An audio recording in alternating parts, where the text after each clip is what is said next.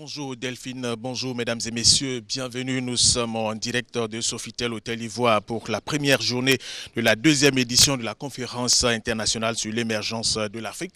Elle s'est ouverte ce mardi matin ici à Abidjan autour du thème central, la mise en œuvre des plans d'émergence en Afrique en présence des présidents Macky Sall du Sénégal, Ellen Johnson Sirleaf du Libéria, Alpha Condé de la Guinée et du président ivoirien Alassane Ouattara. Tous sont intervenus sur les capacités du continent africain à aller à l'émergence les années à venir. Alors pendant 3 jours, plusieurs thématiques, notamment la gouvernance des institutions publiques et la transformation structurelle inclusive et durable, seront débattues en panel de haut niveau, en session parallèle et en plénière. Alors nous allons revenir sur la clôture du Forum des marchés émergents et c'était hier et c'est avec notre reporter Noël Niagno. Imaginez l'Afrique dans 40 ans. L'exercice 2017 du Forum des marchés émergents sur l'Afrique a clos ses portes. Économistes de renom, décideurs politiques, acteurs des secteurs publics, privés et de la société civile d'Afrique et d'ailleurs ont examiné tous les compartiments et les obstacles à surmonter pour réussir le processus du développement socio-économique de l'Afrique dans 4 décennies. Qu'ont-ils retenu? Laissons Kabaniale, ministre du Plan et du Développement, le soin de rendre audible leurs conclusions au nom du Premier ministre.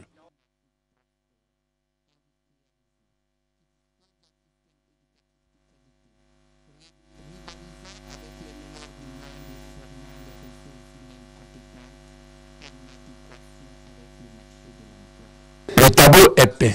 Le reste de l'exercice est dans le suivi pour qu'à chaque étape, les avancées soient saluées et les correctifs apportés avec la rigueur nécessaire. Nous recevons pour cette journée M. Abdou Souley Diop. Il est le président de la commission coopération Sud-Sud au patronat marocain. M. Diop, merci d'avoir accepté notre invitation. Alors, la première édition était en 2015 où les bases ont été jetées. Nous sommes à la deuxième édition. Alors, est-ce que vous avez le sentiment qu'il y a eu des avancées? Oui, je pense qu'il y a eu beaucoup d'avancées. En tout cas, merci de m'avoir invité pour parler de ça. Il y a eu plusieurs avancées. D'abord, 2015 a permis de poser les bases du débat pour être certain que tous les pays africains ont besoin de se mettre dans l'arrimage de l'émergence. Ensuite, deuxième élément important de 2015, ça a permis aussi de partager de manière collective pour se dire qu'ensemble, c'est ensemble que nous pouvons y arriver. Ce n'est pas tout seul. Donc ça, c'est un acquis essentiel. Et troisième élément non négligeable et qui nous réunit aujourd'hui ici, c'est cette dynamique de suivi qui a été mise en place par la conférence de 2015 avec notamment l'instauration d'un secrétariat exécutif qui va permettre aussi de partager les best practices. Donc effectivement 2015 a posé les bases. Aujourd'hui les distributions qui existent sur la croissance africaine ont encore confirmé qu'il était nécessaire de faire cette conférence de 2015 et de venir aujourd'hui en 2017 pour aller au-delà. Justement, 2017 vise à approfondir le débat. Alors, est-ce que ces réflexions, quelle est justement la place de ces réflexions dans le processus d'émergence des pays africains? Je pense que la réflexion est essentielle parce qu'aujourd'hui, l'Afrique, qui a été pendant longtemps un continent que tout le monde choyait, en tout cas ces 10 dernières années, avec des croissances mirobolantes, a connu une décrue de croissance. Donc il est important dans ce contexte de se reposer les questions, de repenser le modèle africain, de partager les best practices, parce qu'il faut le dire, c'est vrai que globalement on dit que la croissance subsaharienne est autour de 2%, mais quand on a des pays comme la Côte d'Ivoire qui font plus de 9%, quand on a des pays comme le Sénégal qui frôlent les 7%, c'est qu'il y a des choses intéressantes qui se passent et qu'il faut partager. Donc le débat est aussi important pour pouvoir partager, pour pouvoir prendre conscience des problématiques, partager les best practices et voir comment se font les choses dans certains pays et comment les partager pour pouvoir avancer et surtout pour pouvoir transformer, qui est un élément essentiel et qui est un sujet clé cette année. Monsieur Diop, vous l'avez dit à l'instant, l'on veut inventer un nouveau modèle de développement pour le continent africain. La place des TIC, justement. Aujourd'hui, le continent africain a compris que le modèle de développement qui était basé exclusivement sur les matières, l'exploitation des matières, n'est plus valable. Aujourd'hui, il faut qu'on ait une transformation qui permette une transformation inclusive. Et on a aussi compris que l'Afrique, qui a raté un certain nombre de révolutions, notamment la révolution industrielle, n'est pas en train de rater la révolution numérique. Donc sur les technologies de l'information, aujourd'hui, l'Afrique est réellement en quasi-phase et en train de rattraper la fracture numérique. Donc c'est un levier important sur lequel on peut construire parce que ça permet d'être innovant, ça permet aussi d'être plus inclusif, de permettre, on a vu la bancarisation en Afrique, dans beaucoup de pays, c'est fait à travers les technologies de l'information, ce qui crée de l'inclusion financière. On a aussi vu que l'innovation en Afrique, à travers les technologies de l'information, a permis de créer des intrapreneurs et des entrepreneurs innovants et utiles, qui créent de l'emploi. Donc la technologie de l'information est aussi un élément crucial dans le développement de l'Afrique. Si on veut une transformation de cette croissance en croissance inclusive, il faut aussi utiliser sur le levier de la technologie de l'information, qui aujourd'hui est un levier intéressant pour le continent. Alors, très bien, M. Diop. Alors, une chose est de prendre des décisions. Une autre chose est de les appliquer. Vous savez que les pouvoirs passent. Le mandat dans les pays démocratiques aujourd'hui, c'est 5 ans, renouvelable certainement une seule fois. Mais après, le pays, lui, demeure. Quand on prend des décisions, on doit pouvoir les appliquer pour les générations à venir et ne pas les laisser dans les tiroirs. Exactement, c'est-à-dire que l'implémentation est un élément clé, c'est le cœur du thème de cette année. Et quand on dit gouvernance publique, c'est aussi les plans d'émergence ne se feront pas tout seuls. Il y a une gouvernance publique importante pour justement apporter cette transformation inclusive. Et on a tendance à dire que le temps du développement est en décalage avec le temps politique. Parce que le temps du développement est un temps de développement à long terme, alors que le temps politique est un temps à court terme. Mais aujourd'hui, on a la chance dans certains pays d'avoir des chefs d'État qui comprennent que même s'ils sont là pour un court terme, ils doivent construire pour le long terme. Bien sûr, il y a des besoins urgents parce que nous sommes dans des environnements policiers, donc il y a des programmes d'urgence qui sont mis en place pour répondre à la demande immédiate.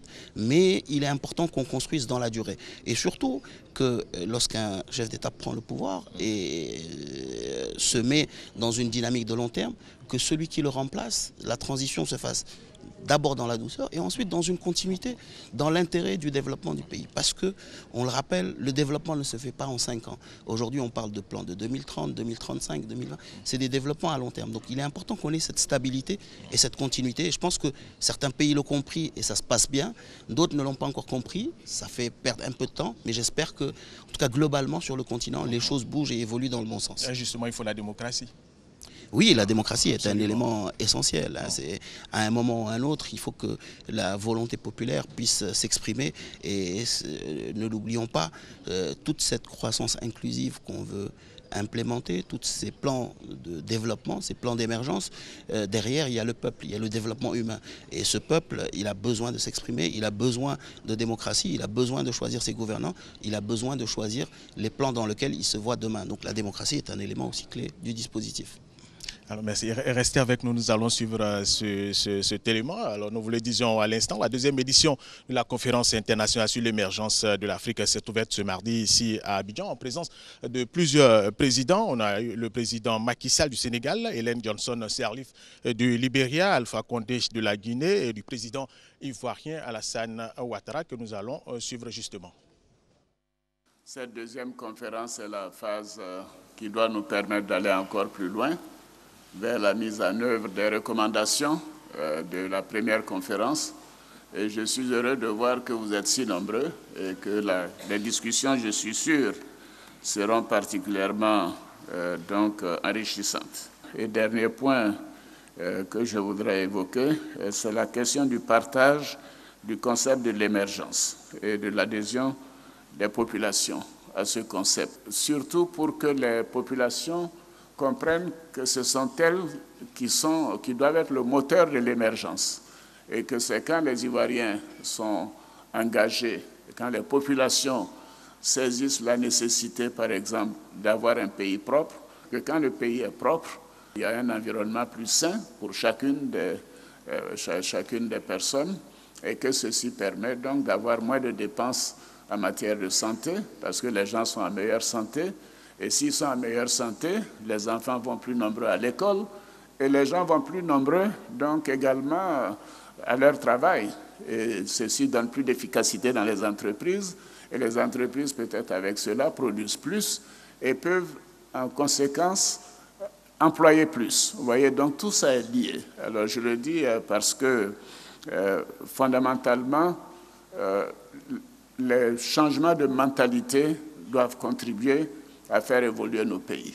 Je suis très heureux de la présence de ma sœur Hélène, de mes frères Alpha et Macky Sall, et je leur dis un grand merci. Et pour finir, je voudrais dire que nous attendons beaucoup de cette conférence, parce que nous sommes convaincus que les résultats seront à la hauteur de nos attentes, au regard de la qualité des experts présents, venus de nombreux pays que j'ai cités, et aussi du continent africain et des institutions internationales. Et c'était un extrait de l'intervention du président de la République, Alassane Ouattara. Alors, justement, de ces interventions, dernière préoccupation, il y a la menace du terrorisme en Afrique. Oui, je pense qu'aujourd'hui, le terrorisme, pour le combattre, il y a un élément clé. Le terrorisme se nourrit du terreau de la misère. Hein. Donc, le développement inclusif et donc forcément le développement humain va permettre de distribuer de la richesse, de créer moins d'écart entre les populations et donc de donner un terreau moins favorable au terrorisme. Et c'est intéressant de voir qu'aujourd'hui, justement, le message est très fort. On a 4 chefs d'État des pays de la sous-région qui sont là présents et c'est ensemble, à travers justement cette intégration régionale, cette lutte pour des causes communes, notamment des sujets comme le terrorisme, des sujets comme l'emploi des jeunes, qu'on pourra arriver à l'émergence de l'Afrique et lutter contre les fléaux. J'ai bien aimé tout à l'heure des chefs d'État dire que ce n'est pas par les armes qu'on luttera contre le terrorisme, c'est en donnant les moyens à nos jeunes de ne pas aller vers les bras des terroristes et à rester dans nos pays. Voilà. Tout à fait. Alors, merci beaucoup, M. Abdou Diop. Merci à vous. Notre invitation. Alors, après la cérémonie d'ouverture, il y a eu le panel de haut niveau sur les leçons apprises de la marche vers l'émergence, présidé par le vice-président ivoirien, Daniel Kablan-Duncan. L'après-midi, il y aura 2 plénières de 14h30 à 16h30. La plénière thématique sur la bonne gouvernance des institutions publiques de 16h45 à 18h35. La deuxième plénière thématique sur la transformation structurelle inclusive et durable. À retrouver toutes ces vidéos de la conférence de l'émergence sur l'application RTI mobile, onglet émergence. Merci de nous avoir suivis. À demain, à retrouver Delphine Blas. Merci Alvor, c'était le journal consacré à la 2e édition de la conférence internationale sur l'émergence, 24 heures après le forum sur les marchés émergents. En clair, Abidjan est la capitale de l'émergence depuis